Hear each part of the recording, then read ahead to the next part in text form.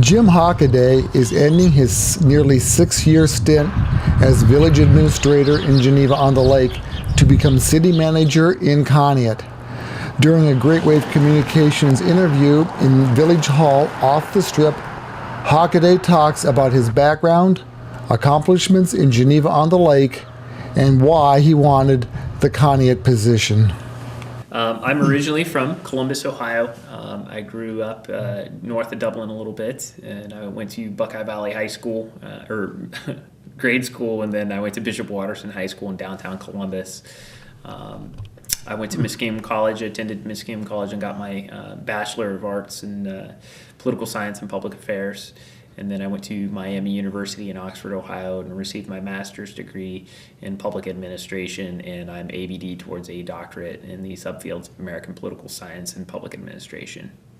I worked with the Center for Public Management and Regional Affairs in Oxford, Ohio. It's a component of the university, and at that time I had an opportunity to work with about a half a dozen small communities, City of Trenton, Oxford, Monroe, several others, and I've been committed to a field of study and practice in local government management since college. I've interned a number of different places, and after school, Geneva-on-the-Lake was my first full-time administrative experience, and I took the administrator's position in September of 2009. And have been here since. It's always been an interesting area to me, but what's attractive about local municipal government as opposed to state government or federal government is it's kind of where the rubber meets the road, and it's where things actually get done. You can be very effective. Most of my classmates, whether it be undergraduate or graduate school, went into some form of federal government and branches near and far, but the local government stuff remains interesting because you can actually go make improvements, kind of be the change you want to see, I guess. And you can see that, and I think I've been able to demonstrate that here as well as I can in a very real sense, see the changes that are made, see the improvements. We're doing some right now today. We're doing the Lake Road Water Sewer Project on the west end of town, and that's going to be about a $400,000 improvement to the village. And that's all grant dollars. That's things that we've been able to do that affect the quality of people's lives. Plus, when people look at their government services and where they come from, probably the lion's share of services that you receive are received from your local government, your libraries, your schools, your police, your fire. All those elements are coming from local government. That's not coming from the state of Ohio. That's not coming from the federal government. Your parks, generally they're maintained locally. So if you want those things to improve, then you need to participate at that local level. Participating at the federal level, your influence is going to be so watered down at what you can do and how you can change people's lives. So, and I found in the public service realm that you either have that bone in your body or you don't. Either you feel drawn to public service or you're not, and there's very little middle ground. So what do you think your accomplishments have been, the big ones here in Geneva-on-the-Lake during your almost 6 years? Well, there are a lot of things. I'm the first full-time administrator, and to a sense, I've had significant advantage over my predecessors in the sense that they were here on a part-time basis, but being here on a full-time basis meant a couple of different things. I got to define the role of administrator for Geneva-on-the-Lake, and building that organization and that organizational capacity has been a big thing. Doing some things we haven't done. We've been able to be very cooperative and regional, working with the City of Geneva, Geneva Township, Harpersfield, and the 534 CIC. There's the 534 Connect, which is a similar related adjacent program. We've done a lot of things cooperatively along this corridor. And some of them on economic development activities. Pairings, the Wine and Culinary Center. I sit on that board, and I've been a part of that process. And that's really intended to strengthen the wine, culinary, and tourism culture along the Strip, here in Geneva-on-the-Lake, and then also the corridor up 534. So that's one of the things. The other thing is that taking a very hard look at some of the reality of our infrastructure challenges. We're not getting any younger, and none of us are, unfortunately, and neither is our infrastructure. And we're having some capacity limitations with our wastewater facility. It's a package facility, which is not you can't rehab it that well. So one of the biggest things is bringing in some concept of asset management and developing a facility management plan for our wastewater facility so we can move forward. Presently, we're poised to start a $7.5 million replacement of our wastewater facility. To date, we've secured about $3 million in grants for that facility replacement, and we hope to have about another $1 million in the next couple of months to be able to move forward. And I think they're in a really great position to do that replacement, move forward with their facility, be discharging cleaner water to Lake Erie, which I think is important to all of us. We drink that water, our children drink that water, so that's a big deal. Then beginning a process of replacement for our collection system. We've done a lot of analysis and plan and really convert from running from fire to fire to fire, having a plan, being consistent, and laying it out in a methodical fashion. The same can be said of our stormwater, of our streets, and building a lot of that ground level understanding of what infrastructure we have, how we need to maintain it, developing schedules for replacement. So you're not caught in that trap of catastrophic emergency, because that gets very expensive over time. So the way all the water line breaks in the wintertime. Yes. People don't understand that fixing the break on an emergency basis is far more expensive than a planned replacement. An emergency water line break, even a small one, can be $5,000. Large ones can be $50,000, $20,000, $30,000 to replace. We look at we're doing 1,300 foot of water line replacement on the east side.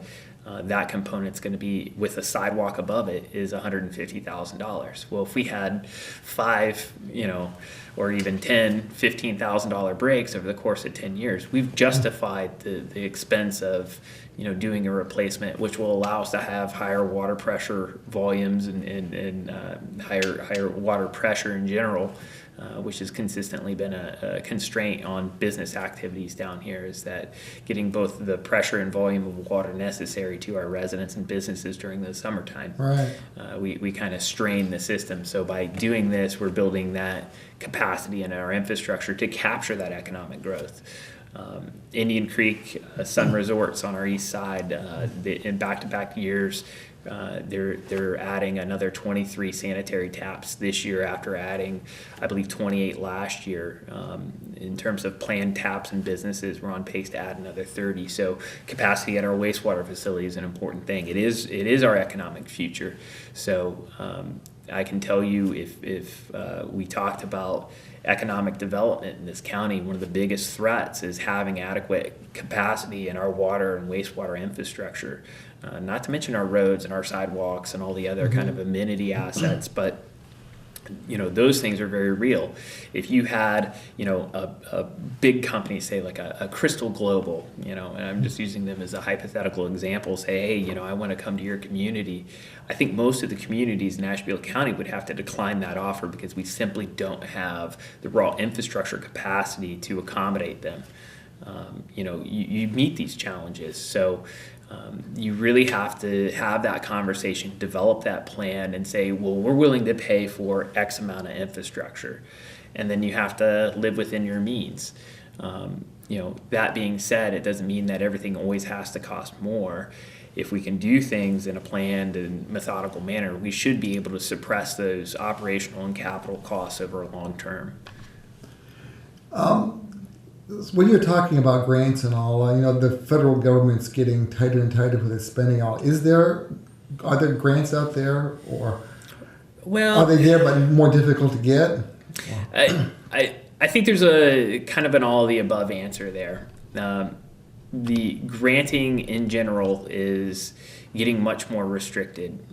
So through time, you see more and more regulation of them. We see tendentiously we see lesser dollars being put into the funds, so there is some kind of shrinkage. But really where it's getting harder to get grants is there's more and more competition for them, because more and more communities are feeling stretched that they need to be able to go out and reach those resources. That being said, I think there is still plenty of opportunity out there. But you also have to do this, and this has been a big emphasis, not just with the state of Ohio and the federal government, but even locally, and we see our county commissioners starting to adopt this mantra as well, is that we're not just going to give you big dollars to go do a project. You have to show us that you've done a plan and that this project serves a specific need that's part of a larger plan. So I think the commissioners are very right-minded when they say we only want to see communities that have done a comprehensive plan and a facility management plan and understand what their needs are and ask for the things that they actually need, because you don't want to just keep throwing dollars at projects that are long-term ineffectual because they're not the right place or they're not the right time. When you show that to the state of Ohio and to the federal government, just like our wastewater facility plant here at Geneva-on-the-Lake, is we've spent 5 years. We did the facility management plan. We did the I&I study. The EPA signed off on all our plans. And in doing so, we've made ourselves eligible for $3 million from the EPA. Now, we're the only community in the state of Ohio that's doing a plant rehabilitation that's getting those dollars. But we wouldn't have been eligible had we not done the plan. So the emphasis, again, is not just spending dollars on infrastructure, but spending the right dollars on infrastructure. And then there's some differences between types of infrastructure. So, I know in Conneaut and Geneva-on-the-Lake and in Geneva, in any community in Ohio right now, I think I could probably say everybody's going to complain about a pothole. Come down my road. And our cars hit them too. So, but when we talk about street infrastructure as opposed to, let's say, wastewater, the mantra of ODOT is worst first is worst. And the reason they say that is the cost of doing a full depth repair on a street that is completely shot is about $12 a square foot. Okay, if you're going to do a maintenance application before it gets to that really terrible state, you're at about $1 a square foot on a fog seal or a crack seal or something like that. And you can tremendously extend the longevity of that road.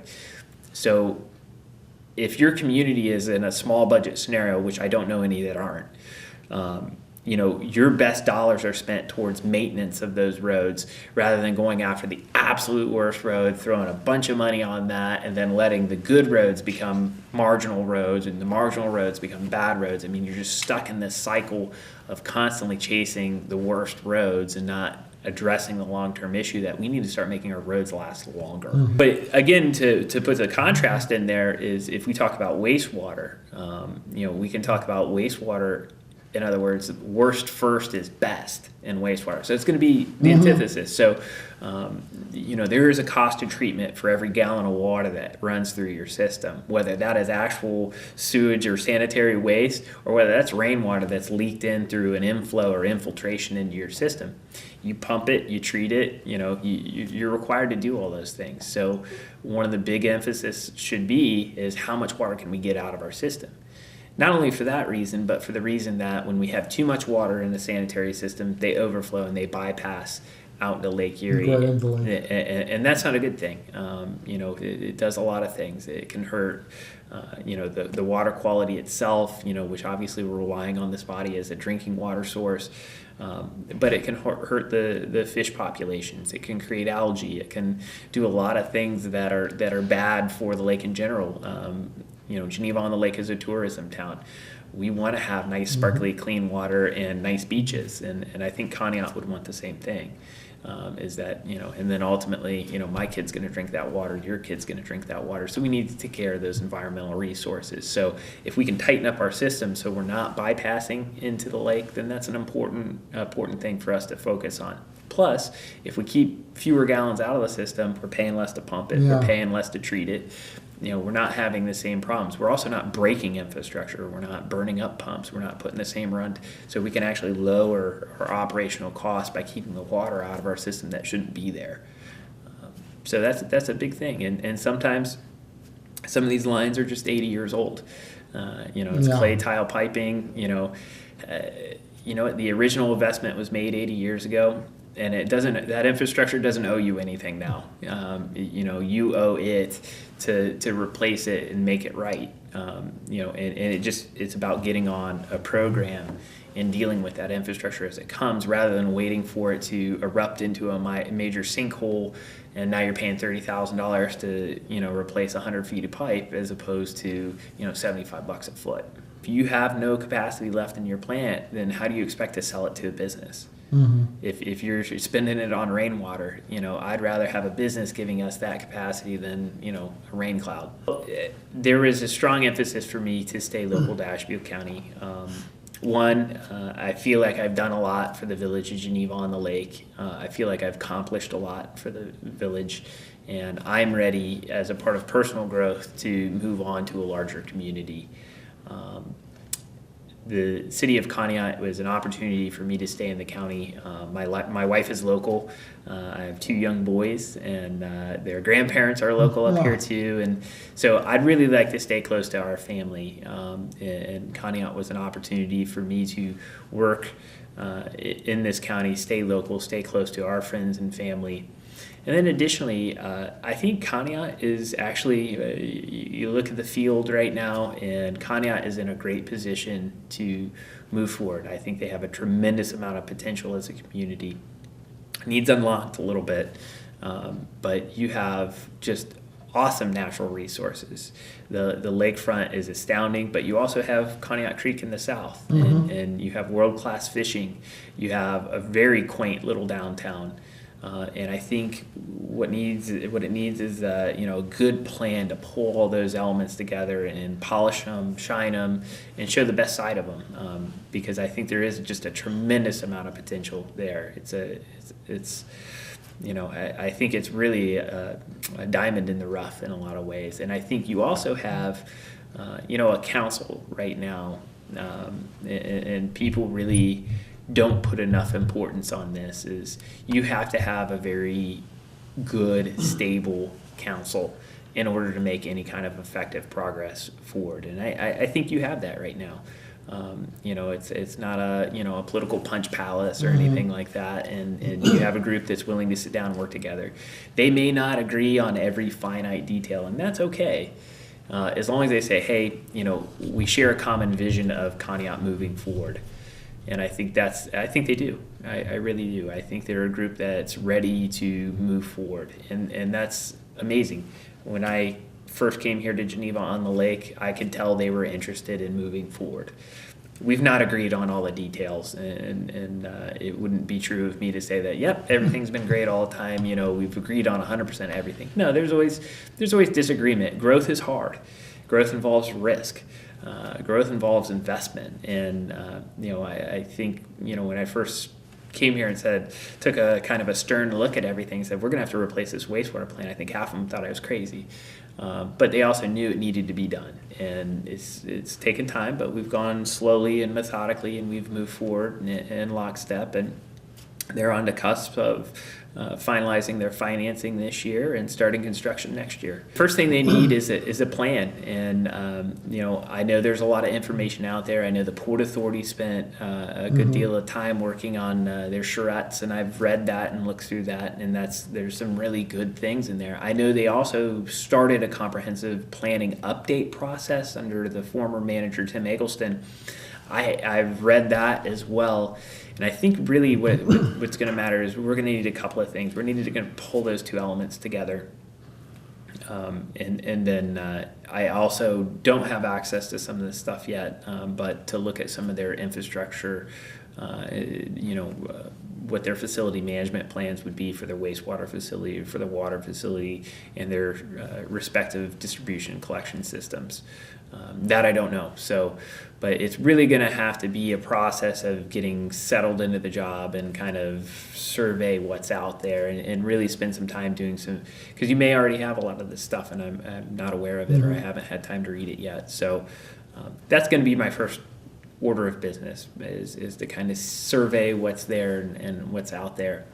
And then we need to sit down with council and talk about what we have and what we don't have, and getting there. And I also would like to see what council's prerogative is for some of these items. I'm sure they've been there, they know, they've seen these problems time and time again over the years. I need their input. I need to know what they know. So they should be able to inform me and guide me on those items. So some of them may be obvious, some of them not. I know there are quite a few brownfields. The bunkhouse, I can read about that in the newspaper, the static property, and I'm sure there's a host of others. And again, it's about where are these properties, what's there, can we get through, a phase one environmental, know what's there, know what the cost is ultimately going to be to remediate those sites, and then start accruing and lining up the resources to deal with them. But you have to do them on a value basis. We want to clean up this property not only because we want to clean it up, it's because we have an ultimate purpose for the property. Rather than a vacant lot? Well, it'd be nice if you had unlimited money to clean up every problem, but I think you have to kind of triage and prioritize them based on not only what's there, but can they be transformed into something else? Is there an economic input that after we do the process that can come back to us? Can we cite a new business there? And that has value. You can't. You need to. The city can't just simply, swallow $800,000 remediation after $800,000 remediation. You can't afford to do that. So you need to say, okay, we're going to do this remediation, and then we've lined up XYZ business, and now it's going to be a revenue generating facility, not just for the city, but for the entire community. It brings jobs. It brings new vitality to the community. So you prioritize them on that basis, but you have to start with, well, what properties are there out there that might be in need of remediation, and that's the list that we need to have, and then we can start talking about prioritizing them. You worked on the 534 corridor, and if you could tell that the I-90 at Conneaut needs some additional businesses and the like, what do you see out there? Well, I think you have a lot of vision already painted with the Port Authorities, and basically they suggested kind of a three bubble system, that you have kind of this highway area filled in with a green space or kind of a green ring, and then you have your downtown area, and then you have your harbor area. I think they're very right in identifying those three distinct components. Honestly, and I mentioned this in the interview, is that I think there should be a special emphasis aimed at logistics. You're at the corner of 7 and 90. You have access from, to Buffalo to Cleveland to Detroit in a matter of hours, and then obviously down to Pittsburgh and those other areas in about an hour as well. It's kind of a critical corridor, so logistics and transportation would be an obvious choice. And your vision may be different, but if we sit around, if we can talk about them, if we can have a meaningful discussion about what we want to be 5 years from now, 10 years from now, what kind of businesses do we want, and on what basis do we want to attract them here? That's the conversation that needs to happen. I have my own thoughts, but they're my thoughts. We need the broader community's thoughts and the support of council to really move those things forward. And if you look at the two sides of the county there, you have the Grand River and the Grape region. Geneva, the little downtown area, and Geneva-on-the-Lake, the harbor waterfront area. We have the same thing on the other side, except for it's all one community, and you already have your Port Authority in place. So that's a tremendous advantage. Anytime we do something, we've needed that vehicle to sit down and talk and get, Geneva-on-the-Lake and Harpersfield on the same page. Sometimes it's even just about getting the FaceTime and, the interface for collaboration and say, well, I think we can do this together. So there's some advantages in Conneaut that make it a little more efficient because you just have fewer entities involved and you already have some established entities in the Port Authority. So those are all positives in my mind. Coming soon, part 2 of our interview with Jim Hockaday, who is leaving his position as Geneva-on-the-Lake Village Administrator to become Conneaut City Manager. In part 2, he talks about the lakefront, parks, tourism, code enforcement, along with how long he plans to stay in Conneaut and what watershed event in his life helped him reach that decision. He will also answer the question, will he and his family move to Conneaut?